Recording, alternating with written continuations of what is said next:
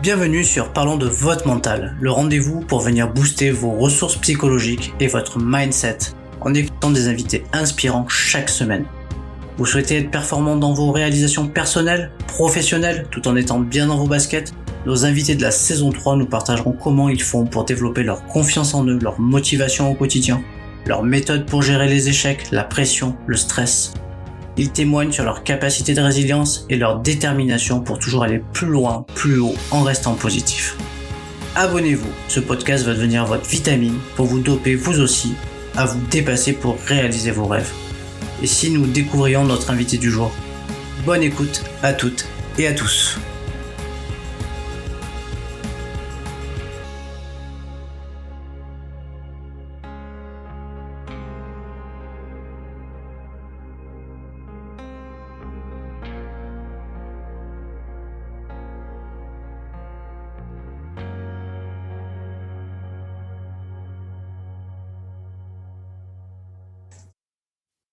Bienvenue toutes et à tous pour un nouvel épisode de Parlons de votre mental. On est dans la saison 3, c'est notre 8e invité de cette saison et je suis vraiment très heureux d'accueillir une athlète de haut niveau en patinage artistique.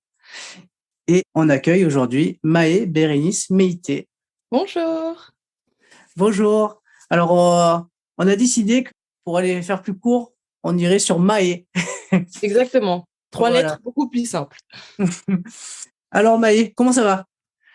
Écoute, ça va super bien, en pleine forme, une nouvelle année, donc de nouveaux objectifs, de nouvelles ambitions. Donc, pas grand-chose à dire, si ce n'est ça travaille et ça progresse. Ok. Est-ce que tu pourrais du coup te présenter un petit peu? Tout à fait. Je m'appelle Maë Bérénice Meïté, j'ai 28 ans, je suis sportive de haut niveau en patinage artistique, 2 fois olympienne et sextuple championne de France, eu l'occasion de participer à plusieurs compétitions d'envergure internationale, dont les championnats d'Europe, les championnats du monde, les Jeux olympiques, les universiades d'hiver. J'ai eu un titre de vice-championne du monde de l'universiade en 2015.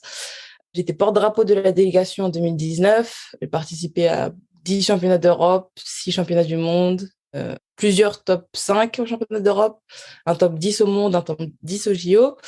Et en parallèle, j'ai effectué un master en management et marketing avec une spécialité dans le business development que j'ai obtenu en juin 2021. Et voilà un peu pour mon parcours en résumé. Bon, bravo, hein, sacré palmarès. Merci. Et en plus, ça colle après au double projet soutenu par l'INSEP, c'est-à-dire que les athlètes aussi, ils s'entraînent, mais aussi ils pensent aussi à leur reconversion professionnelle et pendant qu'ils s'entraînent, ils font aussi des études. Donc, ce qui est pas chose simple quand on a autant d'objectifs à mener. Donc, pour ça, il faut un sacré mental pour pouvoir arriver à tout concilier. Totalement. C'est pas tous les jours facile, mais en s'y accrochant, on y arrive. Bah oui.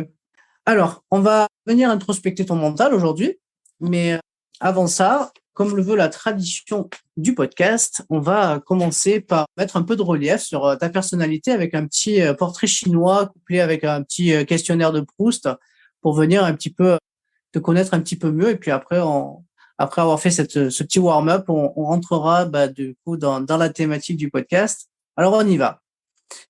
Si tu étais une couleur, quelle couleur serais-tu et pourquoi? C'est une très bonne question. Je sais pas si c'est une couleur, mais je dirais la couleur or. Pourquoi? Parce que pour les athlètes, ça a une belle signification et c'est le plus beau métal qu'on peut espérer avoir sur les plus grandes compétitions, dont les JO. Donc, je dirais l'or. Ok, ouais, l'or. Bon, on te le souhaite à Laura pour les JO de 2024. Ça approche. Mais si tu étais un livre, quel livre serais-tu? Oh là là, ça, c'est des questions qui sont compliquées. Si j'étais un livre... Alors, pas un livre de marketing. Hein. Ah mince alors. Ou un livre qui t'a inspiré. Je ne sais pas. Est-ce qu'il y a un livre qui m'a inspiré que je vois? Le livre de Michelle Obama, Becoming. C'est le dernier livre que j'ai lu. Et je trouve que c'est une femme très inspirante de par sa manière d'être, de par sa façon de penser. Et j'en apprends pas mal aussi sur les éléments de la vie, tout simplement. Donc, j'aime beaucoup me développer personnellement et c'est un bel exemple, je trouve. Donc, ouais, je dirais Becoming. Bah ouais, c'est clair. T'as des ambitions politiques? Parce que, Pas du tout. parce que du coup, elle a quand même enfin, c'est, on a une dimension très politique. Voilà, on C'est sait vrai. toujours que, on dit souvent que derrière un homme politique se trouve toujours une grande femme, mais j'ai envie de te dire que bah, souvent ça peut être aussi l'inverse, c'est que je la verrais bien dans quelques années ou à un moment donné se présenter à des élections aux États-Unis. Tout à fait. Si tu étais à un moment de la journée, quel moment de la journée serais-tu? Le matin sans hésiter parce que c'est le moment où j'ai le plus d'énergie. Je suis une personne assez matinale. C'est là où je me trouve la plus productive. Donc, très tôt le matin. Si tu étais une qualité, quelle qualité serais-tu? La résilience. Euh, parce que je pense que c'est une caractéristique qui me correspond bien. Savoir se relever malgré les épreuves et les challenges qu'on peut affronter en tant qu'athlète, en tant que chef d'entreprise qui commence son petit parcours professionnel. Euh, J'en ai vu des choses et je pense que ouais, si j'étais une qualité caractéristique, la résilience. Si tu étais une citation, quelle citation serais-tu? Alors, je vais la dire en anglais. It's not about perfection, it's about progression. On s'en fout un petit peu de la perfection. Ce qu'on recherche, c'est la progression. Parce que, en tant qu'athlète de haut niveau, surtout en patinage, on a tendance à vouloir toujours être parfait au détriment de se permettre de faire des erreurs pour pouvoir progresser et justement atteindre ce niveau qu'on voudrait avoir. Donc, ça m'a pris du temps à déconstruire. Et aujourd'hui, c'est un peu mon motto dans tout ce que je fais. Au lieu d'aller chercher la perfection, je cherche la progression. Donc, comment m'améliorer sur de petits détails qui, mis bout à bout, donneront le grand résultat que j'espère. Et qu'on te souhaite tous. Ton principal trait de caractère? Je suis déterminée. Quand j'ai une idée en tête, en général, c'est difficile de me l'enlever. Si tu étais une musique, quelle musique serais-tu? Champion de Chris Brown et Chipmunk. J'allais parler en anglais. Parce que c'est un peu mon hymne qui me motive quand je suis un peu down ou que j'ai pas envie. Parce qu'il y a des jours comme ça, on n'a pas envie. Je me mets un petit peu ce coup de boost avec cette musique dont les paroles me parlent énormément. Est-ce que tu écoutes des podcasts? Alors, je les écoute pas, je les regarde, parce qu'en général, ils les mettent aussi sur YouTube. Mais j'écoute The Diary of a CEO de Stephen Bartlett. C'est mon podcast préféré du moment. Et il en sort 2 par semaine, je crois. Et ouais, c'est le podcast que j'écoute en ce moment. Ok. Si tu devais choisir une autre discipline sportive, quelle discipline sportive choisirais-tu? Il y en a trop que je vais essayer. Mais je serais partagée entre le 100 mètres ou le 200 mètres. Ah oui, Ouais. tu cours vite? J'ai des capacités. J'ai des capacités. Bah, du coup, ça fait partie de ta préparation physique, certainement aussi, non? On fait du sprint. Après, pas forcément comme les athlètes.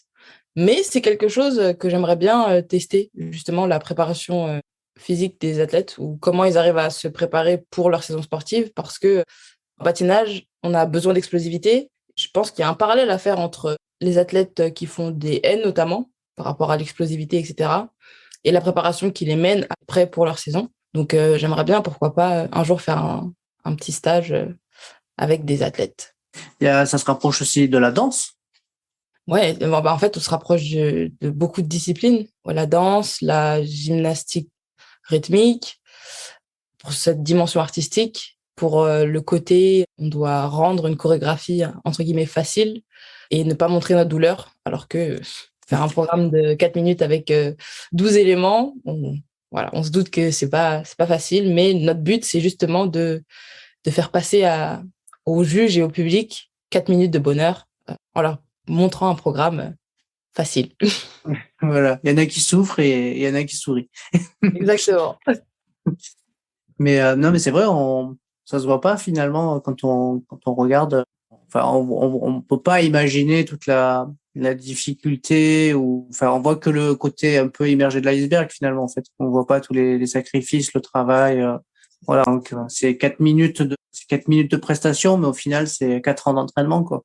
Ouais, mais même plus, Enfin, enfin, ouais, même plus, 4 mais en ans tout pour cas une c'est Olympiade. 4 ans, ouais, 4 ans de préparation quoi. Ouais, c'est ça. Bah, c'est aller chercher le travail de détail, repousser ses limites aussi pour que justement ça paraisse facile et que ça soit facile aussi pour nous de le faire, que ce soit pas, on soit pas dans le dur à chaque fois qu'on va en compétition. Donc c'est accepter de souffrir un petit peu. Ok, ok. Bon, on en a fini pour ce petit warm-up. Donc maintenant, on va pouvoir aller patiner. On va Allez. revenir sur ton parcours. Il t'inspire quoi, ton parcours? Tu peux nous le retracer un petit peu? Comment t'en es arrivé là? J'ai commencé parce que déjà dans ma ville, Vitry-sur-Seine, donc je suis originaire de la région parisienne, à Vitry-sur-Seine, et on a la chance d'avoir plusieurs infrastructures sportives, dont une patinoire. Et avec l'école, après l'école, on allait découvrir des activités, donc soit on allait à la piscine, à la patinoire, etc. Et la patinoire, ça m'a tout de suite plu, j'ai eu un coup de cœur énorme. Et mes parents, vu que j'étais très hyperactive et que je le suis un peu toujours d'ailleurs, j'ai beaucoup d'énergie. Mhm. Ils m'ont dit, OK, faut que tu canalises cette énergie. Donc, quel sport tu souhaiterais faire pour l'occasion? Donc, je leur ai dit le patinage. C'est pas le sport que tous les enfants vont proposer à leurs parents. Mais du coup, ils se sont dit, bon, bah, si c'est ce qu'elle aime, on va l'inscrire. Et puis, bon, on verra. Puis, ils se sont dit, peut-être que je vais être là pour 3 mois, puis je vais avoir froid ou quoi aux caisses. Et puis après, je vais m'arrêter ou choisir autre chose. Et il s'avère que, 20 ans plus tard, j'y suis encore. Plus de 20 ans plus tard, j'y suis encore. Donc, c'était une belle histoire. Et puis, par rapport à mon parcours, j'ai commencé tout simplement en m'amusant. Parce que j'y suis allée, j'adore toujours cette sensation de liberté qu'on a sur la glace, la vitesse, tomber, se relever, faire des sauts, des pirouettes, virevolter, s'exprimer de manière chorégraphique sur la glace. Ça m'a toujours plu. Donc, j'ai évolué graduellement, petit à petit, assez rapidement, mine de rien. J'ai passé les tests en interne dans la section du club. Et au plus on passe de tests, au plus on peut augmenter de niveau. Puis après, j'ai rejoint l'école de glace du matin. J'ai commencé à faire mes premières compétitions d'envergure régionale, puis nationale. Et une fois qu'on a été repéré au niveau national et qu'on commence à se classer, on passe à l'échelle internationale. Et j'ai eu l'occasion de faire ma première compétition internationale à l'âge de 11 ans, donc quelque chose comme ça. Et puis à partir de là, mon parcours, il était lancé.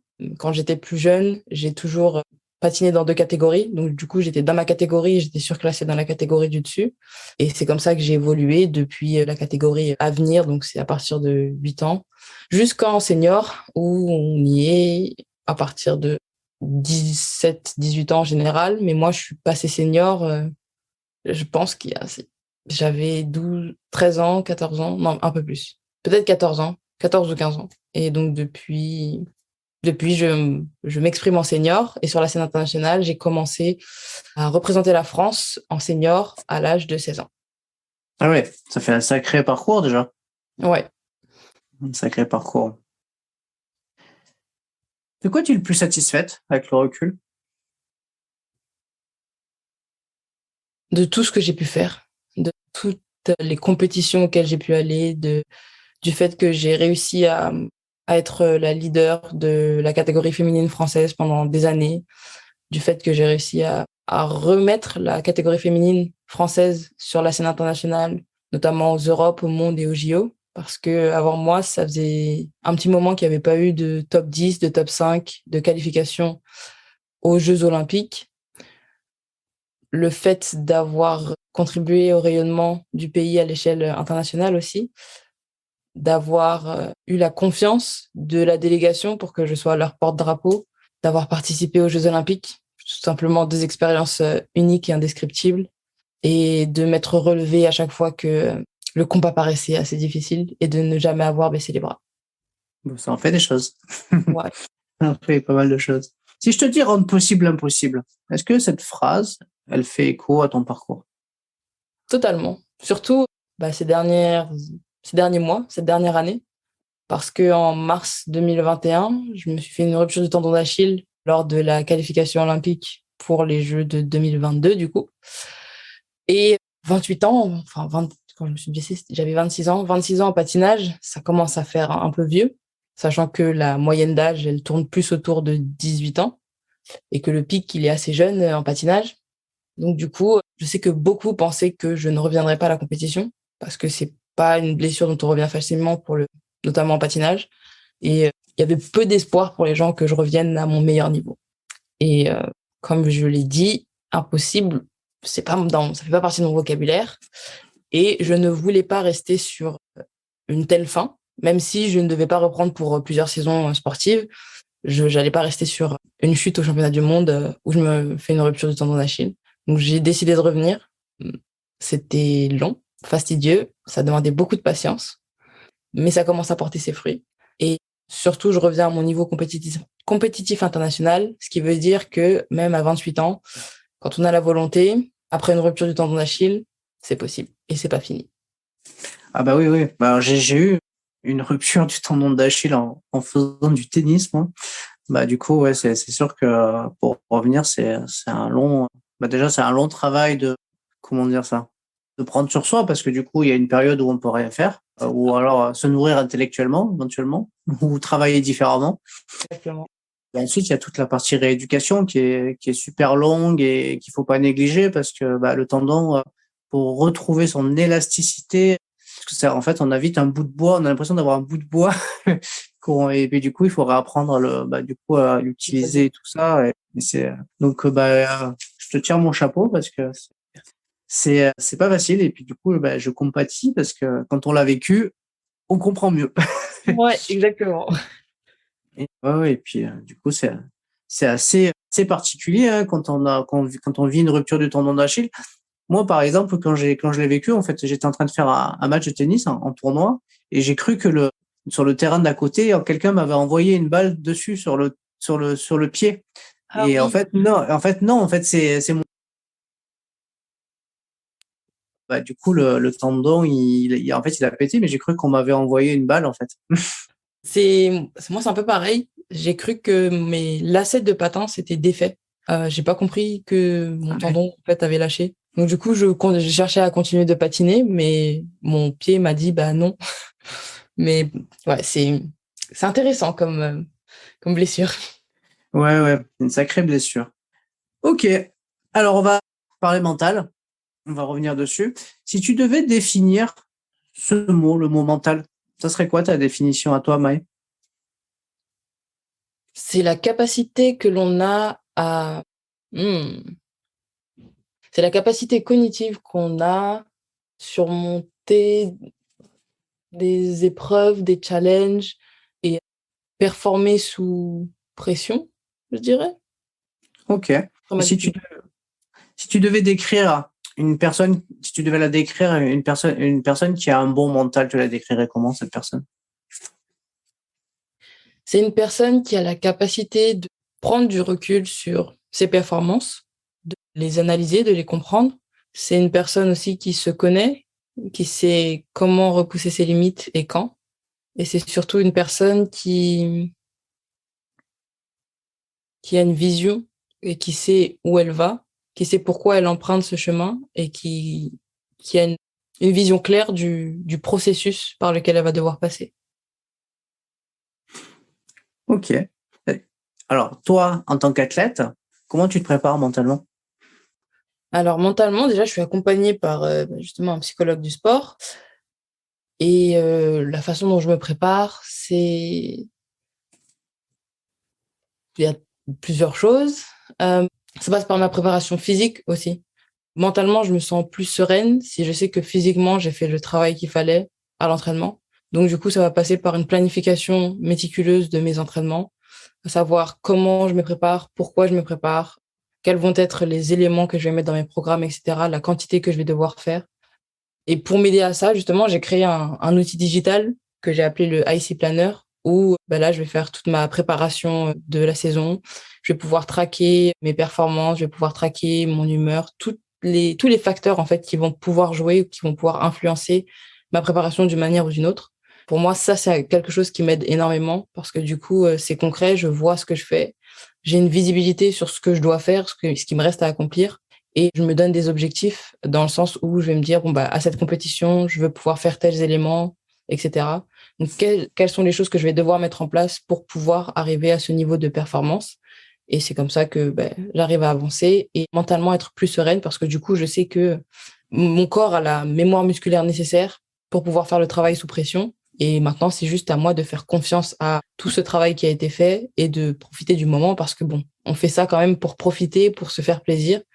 Et on a très souvent tendance à l'oublier. Donc, c'est la dimension que j'essaie de ramener à chaque fois.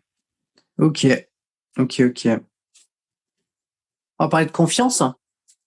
Alors, la confiance, on sait que c'est quand même quelque chose qui est important pour performer, hein. Tu as toujours eu confiance dès le départ ou ta confiance, tu l'as acquise avec le temps? Tu es dans quel profil? Alors, ni l'un ni l'autre. Voici, j'ai eu confiance dès le départ.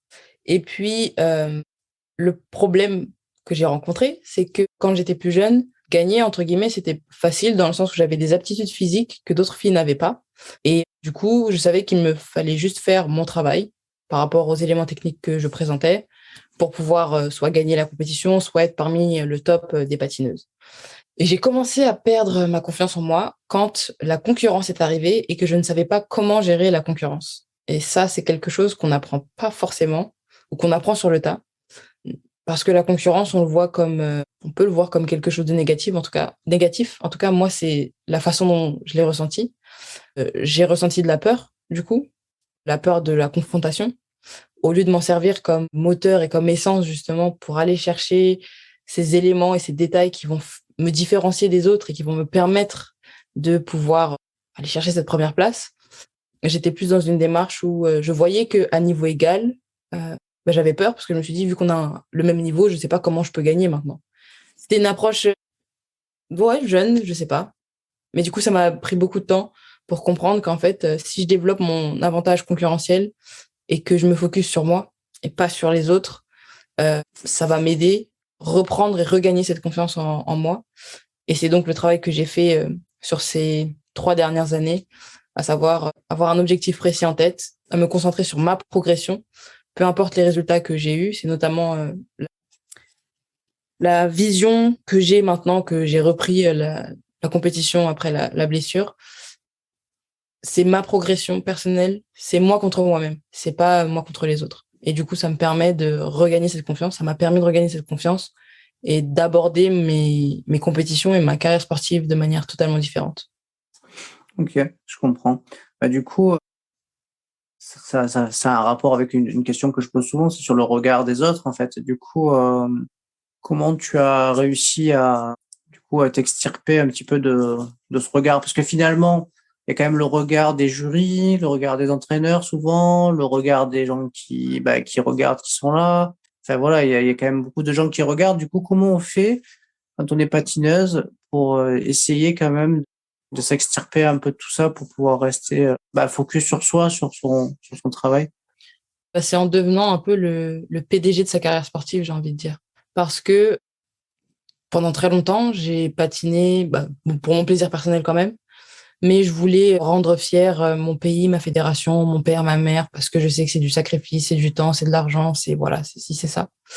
Mais au bout d'un moment, on finit par oublier un peu ce pourquoi on le fait, et on finit par se perdre aussi dans tout ça. On finit par accorder beaucoup d'importance au regard et à l'input de ces personnes extérieures, et c'est très drainant. Et du coup, moi, ma solution, ça a été de m'affirmer un peu plus, de reprendre les rênes un peu de ma carrière sportive, de comprendre les messages que je voulais transmettre aussi sur la glace, du coup, parce que je voulais être un peu plus investie dans le processus créatif, par exemple, avoir des programmes à raconter, enfin des histoires à raconter derrière mes programmes, que ça ait du sens pour moi et que ça me ressemble plus et que je ne fasse pas forcément attention aux attentes des standards qui sont de la patineuse artistique, qui doit patiner sur de la musique classique, parce que je ne suis pas comme ça.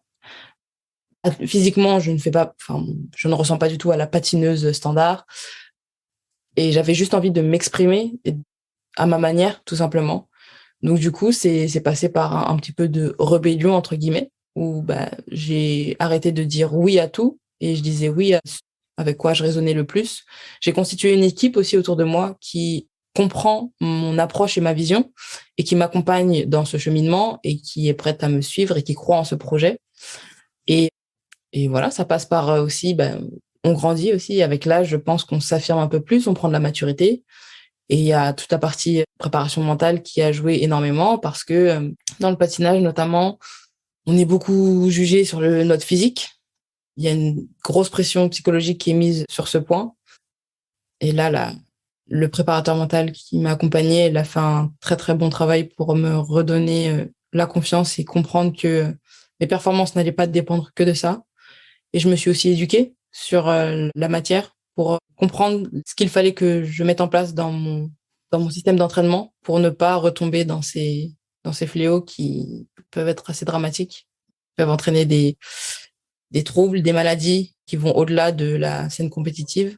Et c'est reprendre le contrôle en fait sur la carrière sportive et lui donner une direction claire et précise et s'entourer de personnes bienveillantes qui comprendront cette démarche. C'est vrai qu'on n'en parle pas beaucoup, mais quand tu me parles de maladie, en fait, il y a beaucoup d'athlètes de haut niveau qui ont des burn-out, mais on n'en parle pas trop, en fait. Ouais. C'est un peu comme les entrepreneurs qui mettent des œillères et qui prennent pas soin d'eux et qui, à un moment donné, vont dans le mur. Les athlètes de haut niveau, c'est un peu la même chose. Il y a tellement beaucoup d'enjeux. Finalement, il y a beaucoup d'enjeux. Il y a des enjeux financiers, mais des enjeux aussi personnels, parce que du coup, c'est pas si simple que ça d'être un athlète de haut niveau, puisque finalement, en fonction des disciplines sportives, il y a des sports comme le football qui rapportent beaucoup d'argent, mais après, il y a plein de disciplines sportives où finalement, les enjeux financiers sont importants parce que soit il faut travailler à côté, soit il faut avoir des partenaires financiers qui aident pendant la préparation parce que, donc c'est pas si simple que ça. Dans le patinage, ça se passe comment? Toi, tu as un travail à côté, t'es aidé, comment ça se fait? Et t'as des partenaires qui t'aident? C'est assez compliqué parce que on est certes sportif de niveau, mais on est amateur dans le sens où on n'a pas de salaire, en tout cas dans le patinage. Donc du coup, ce qui nous permet de générer des revenus, ça va être de participer à des galas, soit la tournée équipe de France quand elle a lieu, soit des galas à l'international, soit des galas dans les clubs. Les prize money qu'on peut gagner en compétition, après faut faire un certain classement. Les prize money sont limités, forcément. Et c'est pas ces prize money qui vont nous permettre de vivre, ils vont nous permettre de contribuer à payer nos dépenses sportives, rembourser nos dettes, à survivre, mais pas à vivre convenablement. Et moi, à côté, depuis que je me suis blessée, je développe mon activité en tant que créatrice de contenu sur les réseaux sociaux. Et en même temps, je suis entrepreneur et je fais du management et marketing. Je me spécialise dans le développement de business, du coup. C'est quelque chose que j'essaie de développer, mais pareil, ça m'a pris du temps à comprendre comment je voulais le faire, avec qui, pourquoi. Donc pendant 1 an et demi, j'étais en pleine phase d'exploration, essayer de comprendre. J'ai lancé des trucs, puis j'ai arrêté parce que c'est compliqué d'être auto-entrepreneur finalement et de savoir comment se lancer, surtout quand on n'a pas forcément d'expérience professionnelle derrière.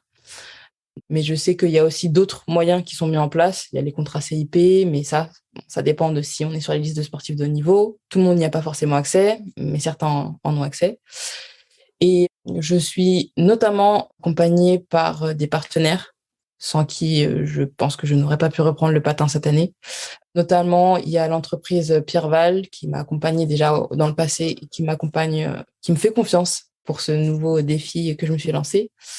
Il y a alors les Étoiles solidaires qui m'ont accompagnée, qui m'ont donné un coup de pouce pour le début de saison. Il y a le groupe de freelance Crew Up qui m'accompagne également. Résibantou, Compex qui m'a énormément aidée, notamment lorsque j'étais dans mon processus de récupération et que il fallait que je prenne soin de mon corps et de cet outil qui m'avait lâché et qui me disait que il a besoin de plus. Donc Compex a été un grand allié à ce moment-là.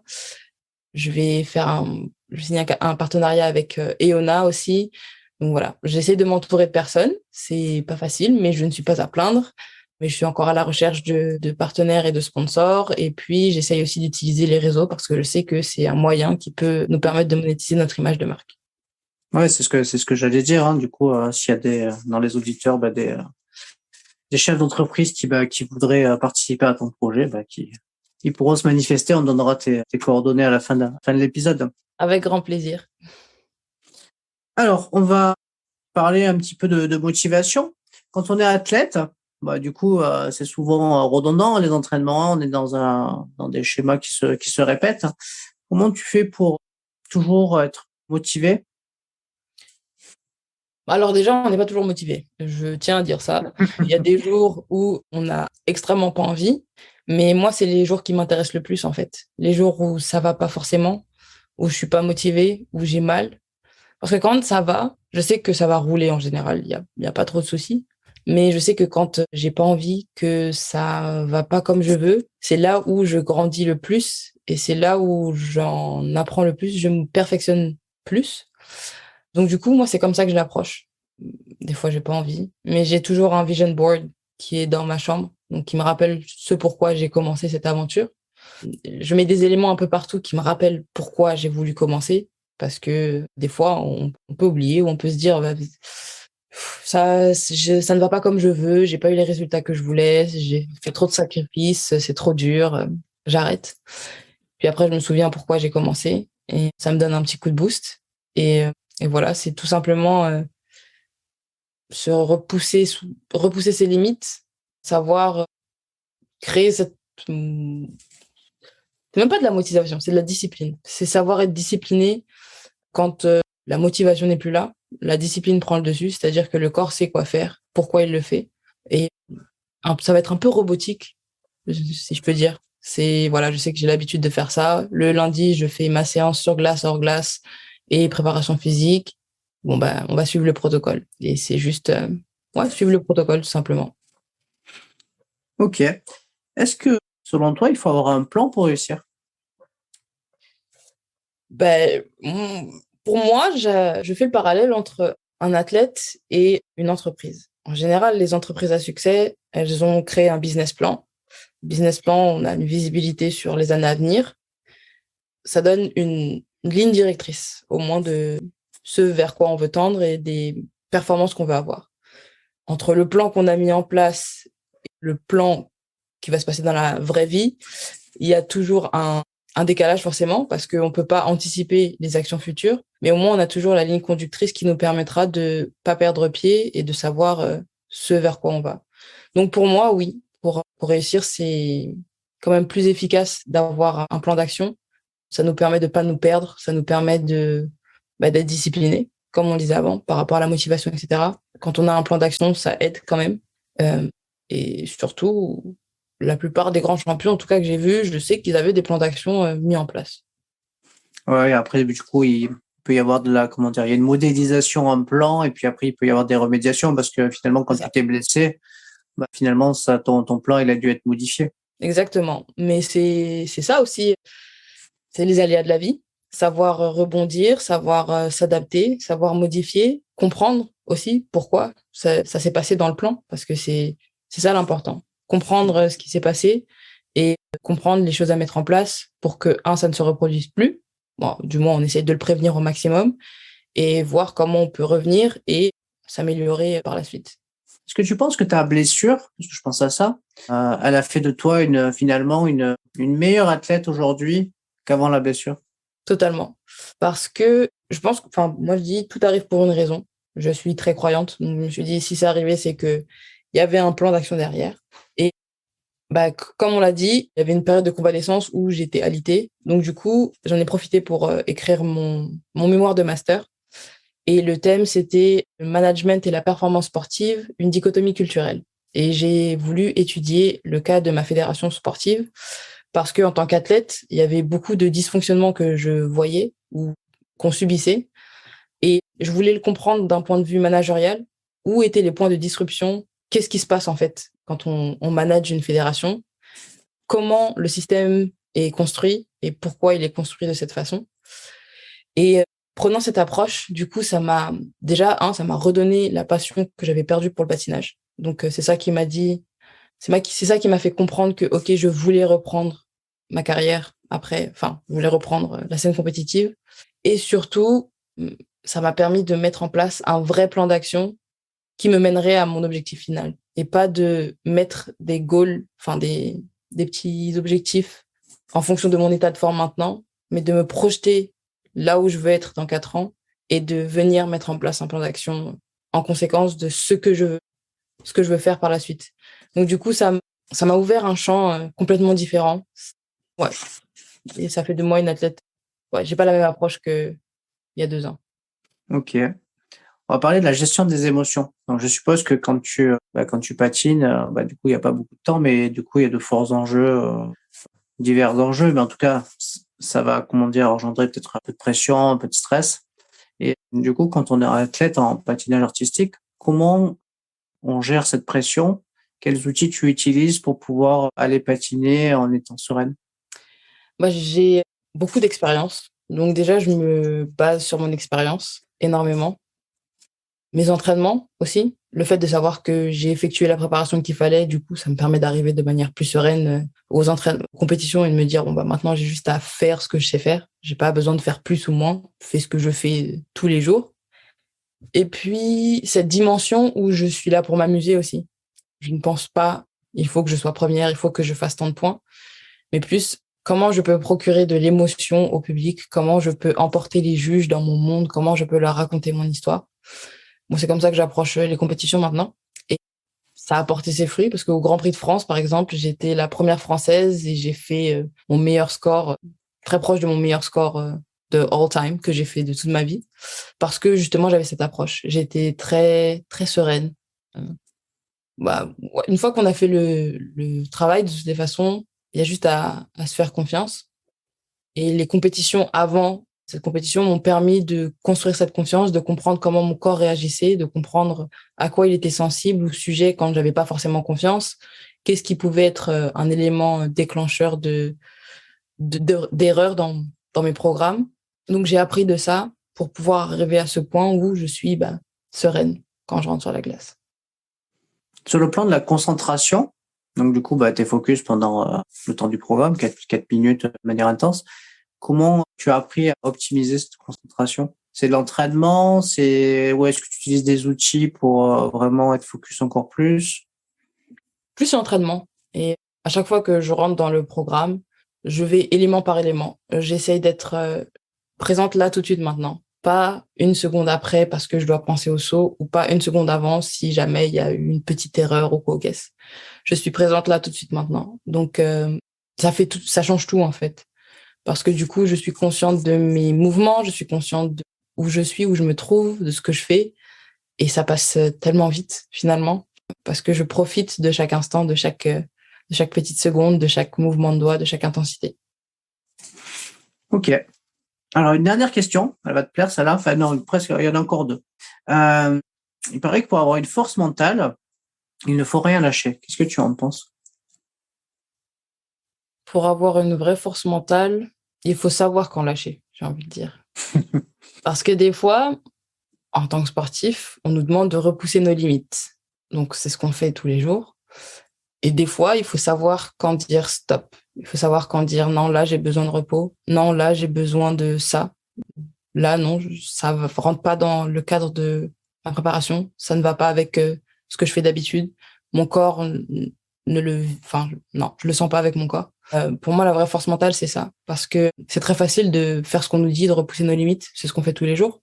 Par contre, d'aller des fois à l'encontre de ce que on veut qu'on fasse ou de savoir dire non pour son bien-être à soi, voilà, c'est un peu plus compliqué. Et pour moi, la vraie force mentale, elle est là.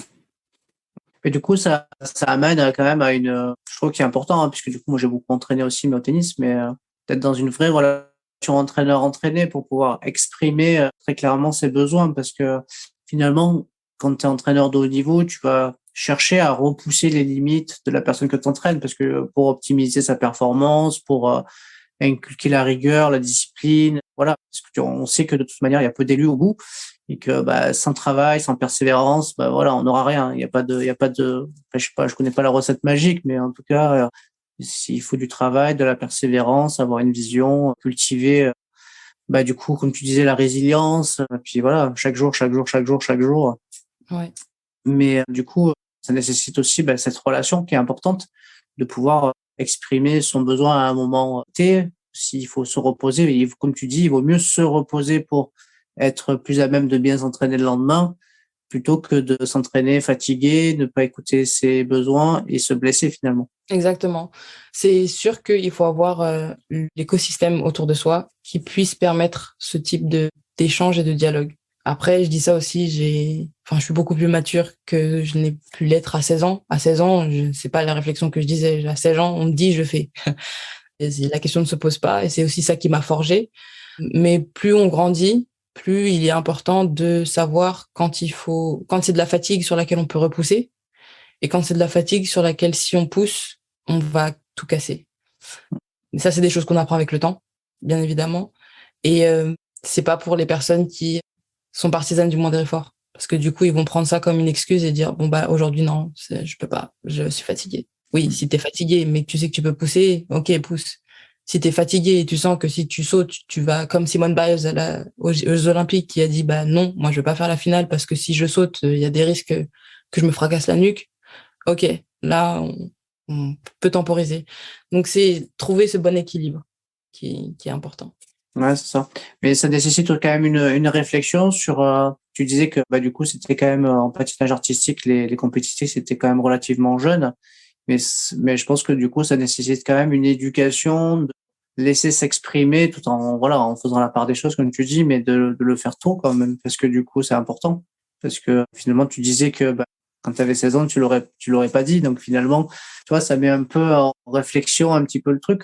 Se dire que bon bah c'est voilà être en capacité de s'exprimer sur son besoin du moment parce que c'est important ça comment dire ça j'ai envie de parler d'intégrité physique c'est voilà c'est important de bah, en tout cas que les entraîneurs en prennent en considération mais qu'il y ait une éducation dans ce sens aussi. Exactement. C'est à la suite de mon mémoire, j'ai justement eu l'idée de développer une application de management sportif. Donc, c'est un travail en cours.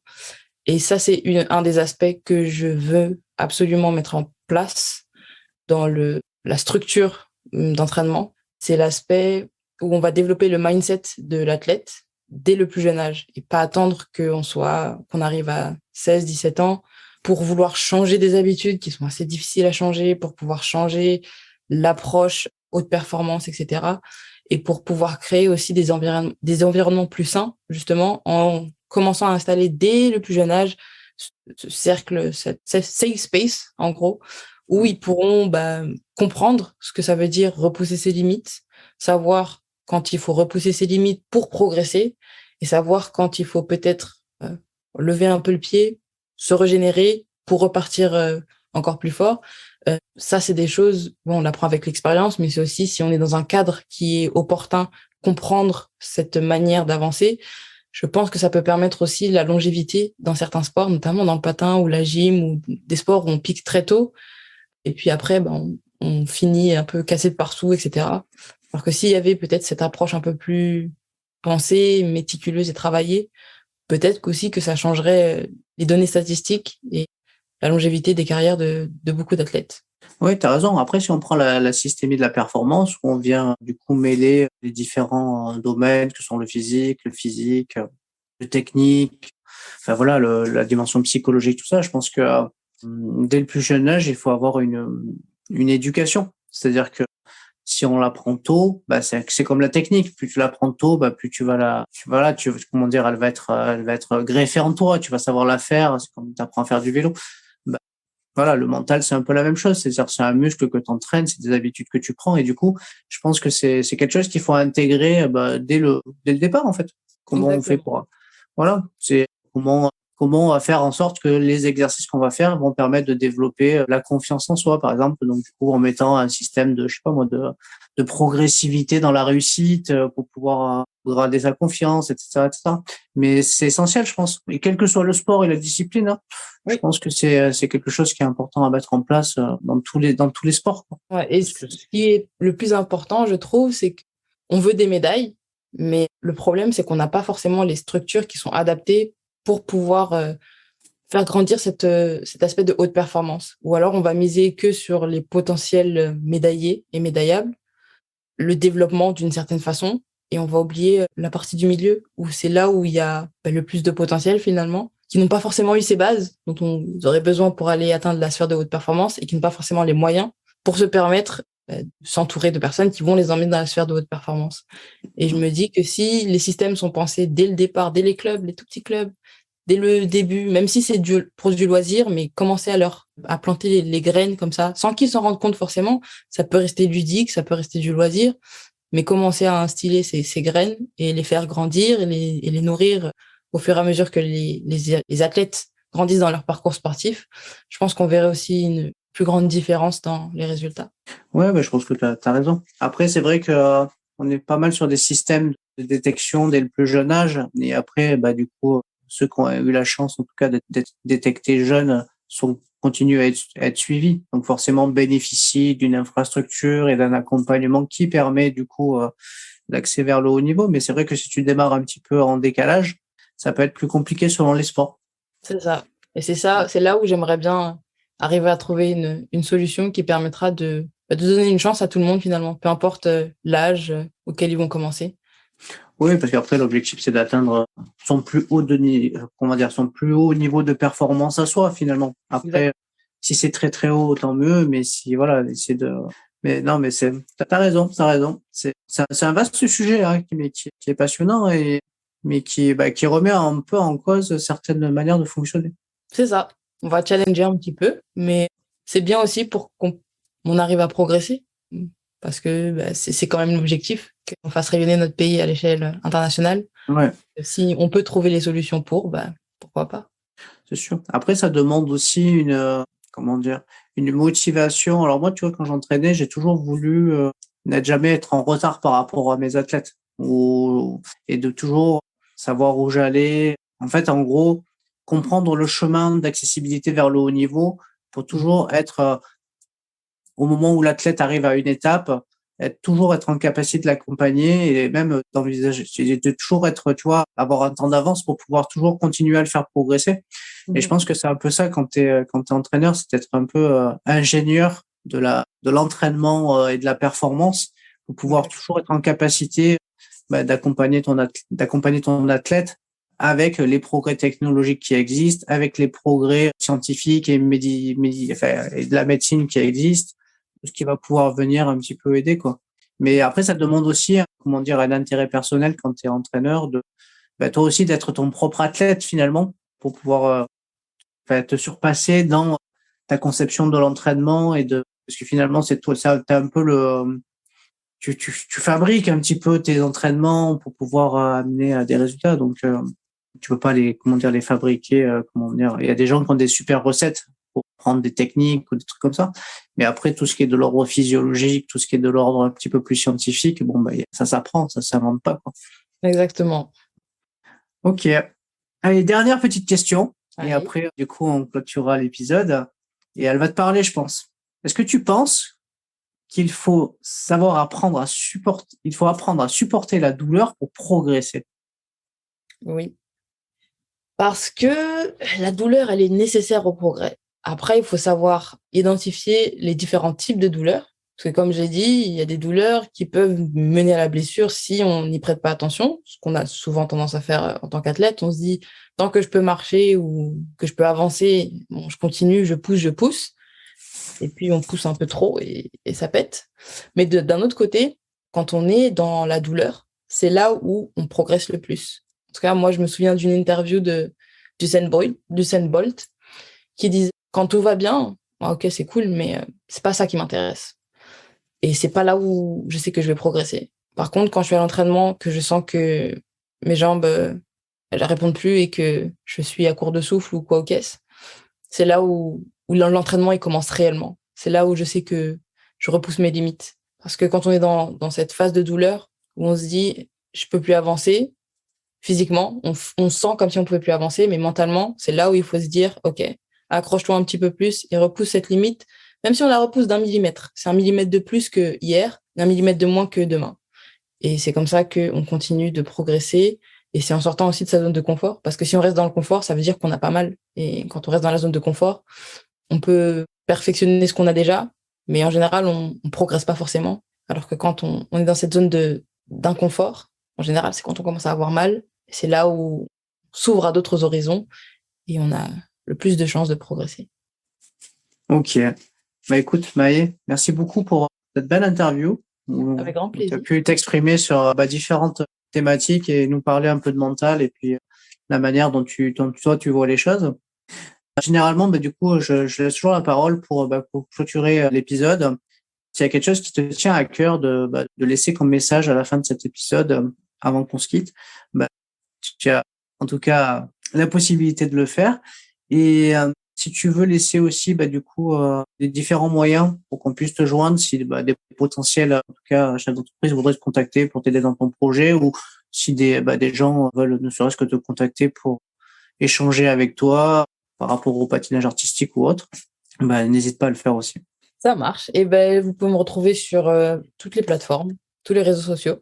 Donc, je suis sur Instagram, TikTok, Twitter, YouTube, sous le prénom Maë-Meïté. Donc, mon prénom, la première partie de mon prénom et mon nom.